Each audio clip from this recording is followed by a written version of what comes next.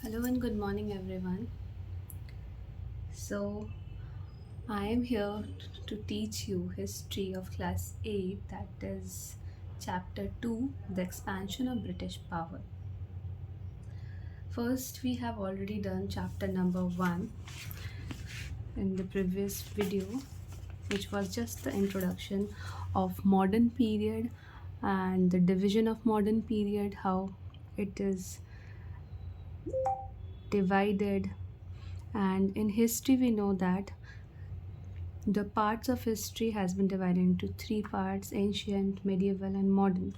So in this modern periods we are going to study specially कि Britishers आए थे India में after the Mughals और किस इंटेंशंस के साथ आए थे इंडिया में, क्या करने आए थे.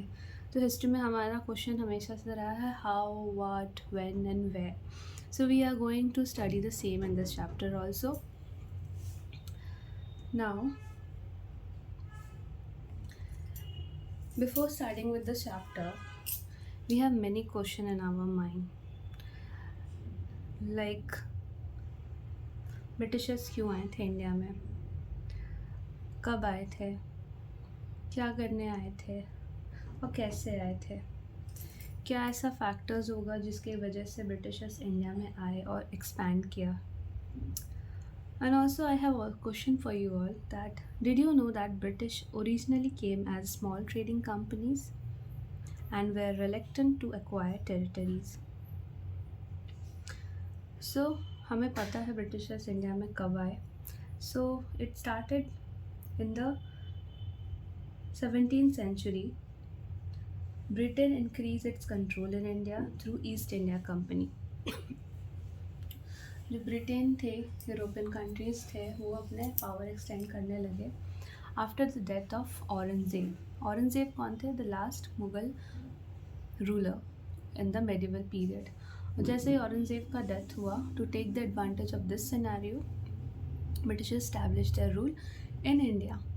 मीनवाइल छोटे छोटे जितने भी रूलर्स थे वो लोग भी यहाँ पे आए थे, अपने पावर्स को स्टैब्लिश करना चाहते थे और ऐसा वो कर भी पाए with the help of English East India Company, or we can say Britishers.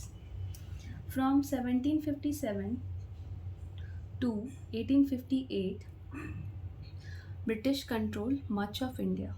मतलब ये टाइम पीरियड जो मैं बता रही हूँ 1757 से लेके 1858 तक का, ब्रिटिश जो था बहुत सारा इंडिया का पार्ट्स कंट्रोल कर चुका था. और हम देखते हैं कि from 1858 onward the British government ruled directly in India and it became to known as British Raj, which has significant impact on the people of India. अब हम लोग देखते हैं कि 1858 के बाद क्या था, ब्रिटिश राज शुरू हो चुका था. अब मेन रीज़न क्या है कि ब्रिटिशर्स इंडिया क्यों आए थे, कैसे आए थे. तो Britishers came to India as traders and merchants because वो ट्रेड करना चाहते थे इंडिया के साथ. और ट्रेड करने के साथ साथ उनका अलग मोटिव था कि वो अपना यहाँ पे अपने आप को खुद को इस्टेब्लिश करना चाहते थे, रूल करना चाहते थे. Trade till the early 17th century was carried on by the individual merchant and their respective countries. In course of time, this changed. The European country began to form trading companies to trade with East. One of them was English East India Company.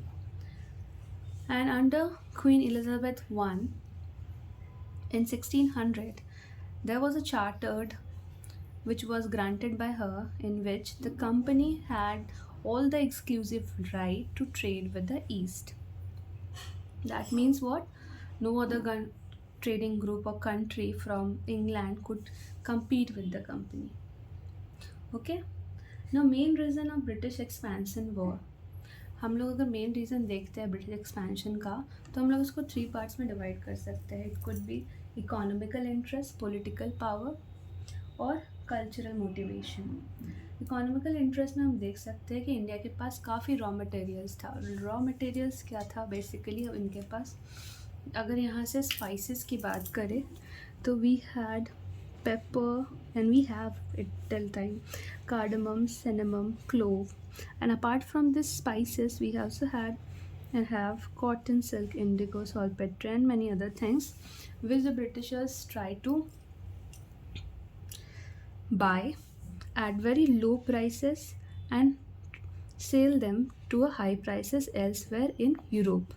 यहाँ से क्या करते थे Britishers, कम पैसे में खरीदते थे spices and other things, and they used to sell it to other different countries in the high prices. And do why did they practice this?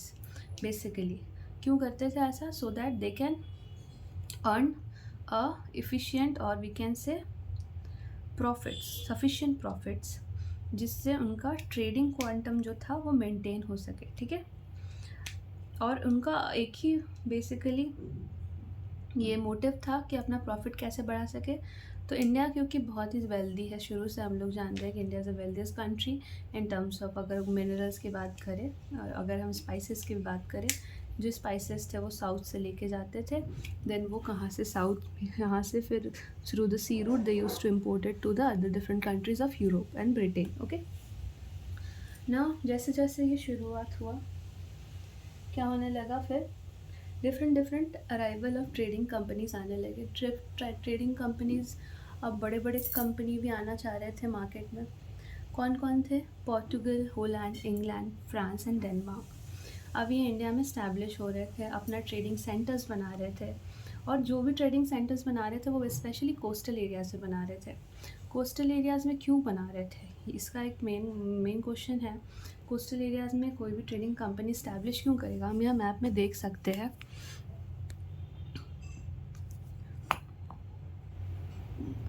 जितने भी ट्रेडिंग कंपनीज़ हैं, ओके, ये सारे कोस्टल एरियाज़ में है. इंडेक्सिंग के through English, French, Portuguese, Dutch, Danish, then other things are there. ठीक है, तो जितने भी है, तो first trading factory was Machilipatnam और Machilipatnam which is in Andhra प्रदेश.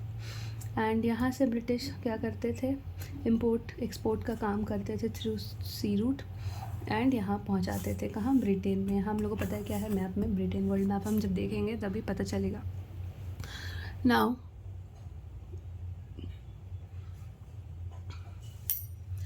अब क्या होने लगा कि जो फैक्ट्रीज थे, सेंटर्स थे, उनको बोला गया फैक्ट्रीज़. ओके, एंड फैक्ट्रीज़ जब होंगे तो वहाँ पे मेंटेन करने के लिए ऑफिशियल्स भी होंगे, एंड ऑफिशियल्स को फैक्टर्स बोलते थे, ऑफिसर्स थे. ठीक है, और ये फैक्ट्रीज़ जो थे बेसिकली गोडाउंस कंसिस्ट करते थे, या फिर they are consist of godowns, and officers जो बोल सकते हैं वो थे फैक्ट्रीज़ ब्रिटिशर्स के लिए.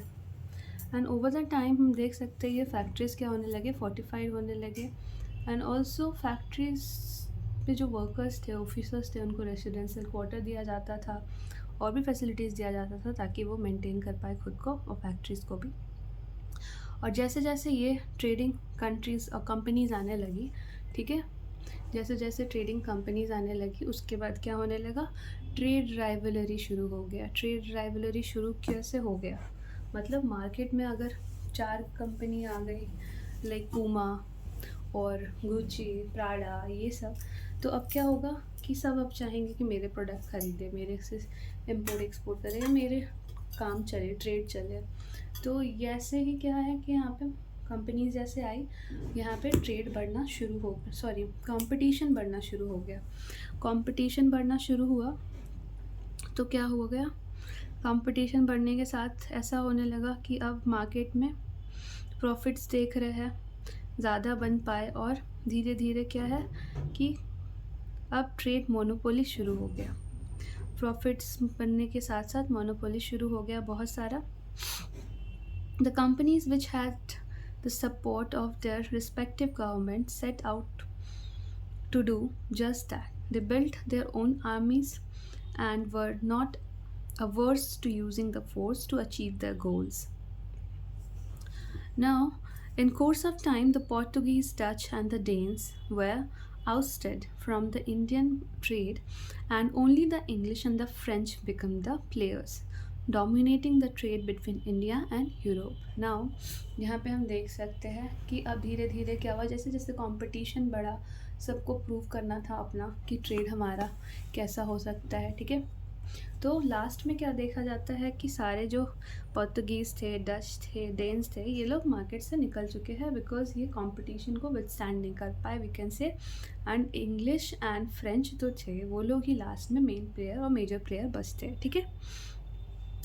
ना अगर ये दोनों बचे एंग्लो एंड फ्रेंच, तो अब यहाँ पे इन दोनों के बीच में भी कंपटीशन होगा तो बेसिकली राइवलरी भी होगी, ठीक है।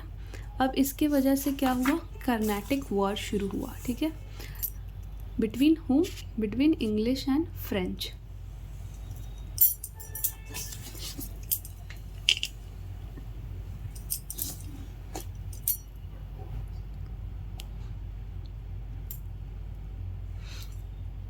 सो कर्नाटिक वॉर शुरू हुआ and also the English and French clash thrice in Carnatic. और ऐसा नहीं था कि एक ही बार ये वॉर हुआ, इंग्लिश और फ्रेंच के बीच में 3 बार हुआ ऐसा, from 1744 to 1763।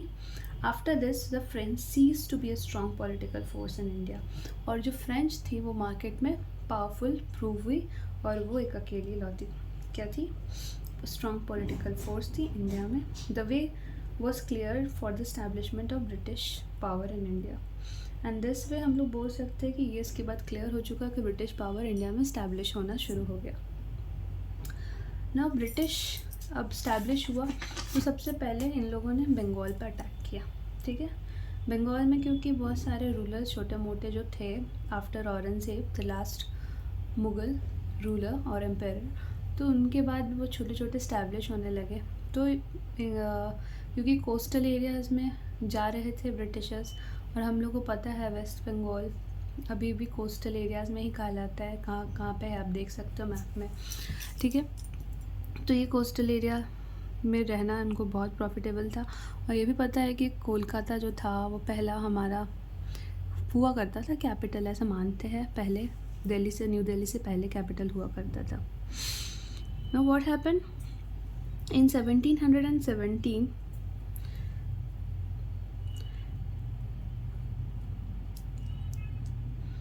Bengal, in 1717 Britishers tried to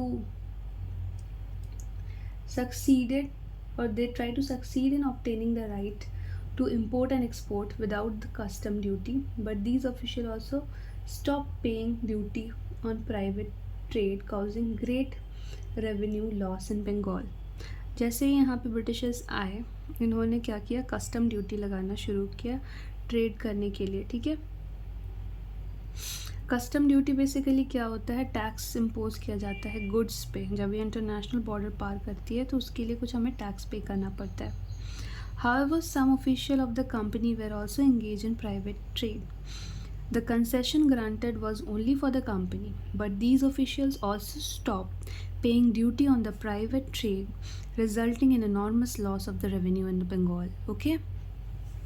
Now, जैसे ये शुरू हुआ, there was a conflict between nawab of Bengal and company. Nawab of Bengal और जो कंपनी थे उनके बीच में कॉन्फ्लिक्ट शुरू हुआ। तो कौन कौन से नवाब थे, अलवर्दी खान थे, देन मुर्शीद कुली खान थे, सिराजुद्दीन दौला थे। तो इनके बाद ये जो कस्टम ड्यूटी लगाने को बोला गया कि नहीं दिया जाएगा, इसके वजह से लॉस होना शुरू हो गया और लॉस की वजह से कॉन्फ्लिक्ट शुरू हो गया, ठीक है। लॉस की वजह से 18th सेंचुरी में फर्स्ट हाफ देखा गया कि कॉन्फ्लिक्ट शुरू हो गया बिटवीन मुर्शीद कुली खान, सुजाउद्दीन दौला, अलवर्दी खान, इन सभी के का किसके साथ, ब्रिटिश के साथ। Alivardi Khan laid two conditions which the company had to obey or lose the right to trade in Bengal. These conditions were as follows.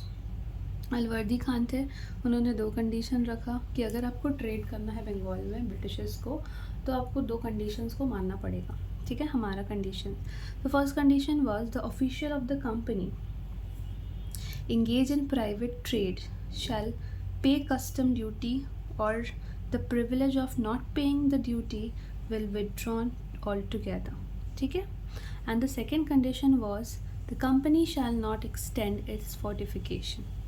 Now first was very clear that अगर आपको ट्रेड करना है तो आप कस्टम ड्यूटी पे करो बंगाल में, और अगर नहीं करना है तो आप निकल सकते हो, ठीक है। और जो था कि अपना जो कंपनी जो इस्टेब्लिश किया था क्वार्टर्स वगैरह, या फिर अपना जहाँ भी उन लोगों ने फैक्ट्रीज़ ट्रेडिंग सेंटर्स का ने इस्टेब्लिश किया था, उसको एक आप एक्सटेंड नहीं कर सकते, ठीक है। इसको एक्सटेंड नहीं करना था। ये था 2 कंडीशन किसका, अलवर्दी खान का। The company however had the time to become very strong after the military success against the French, but both in Europe and in India, it was a feeling even more confident to expand trade and secure markets. It now decided to annex territory of India.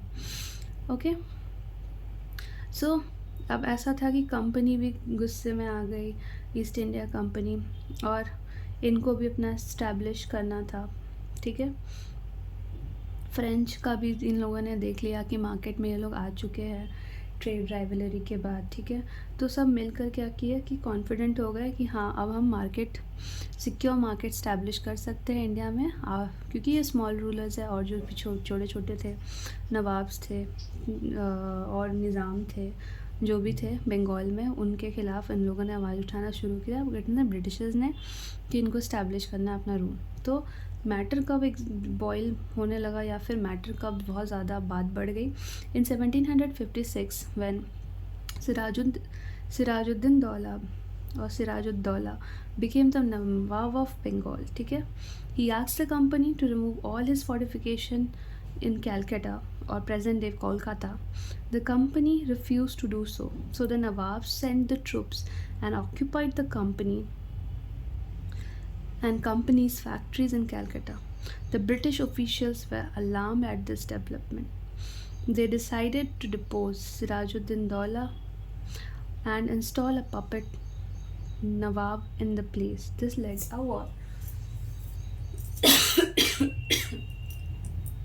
So it is very clear that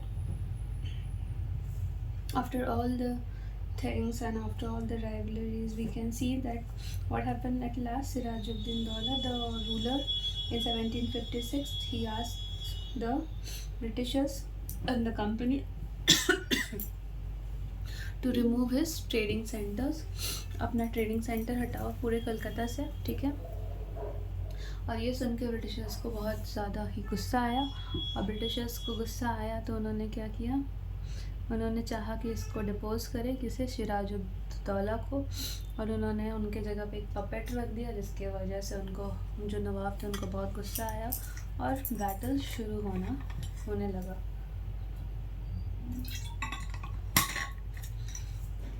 I hope it is clear till this part. In the next video, we are going to discuss about the Battle of Plassey, which was between Siraj-ud-Daulah and the English East India Company in 1757, and how was battle basically. Sorry, not how. We can say we will see just the battle and the part, and after that we will also see Bengal after Battle of Plassey.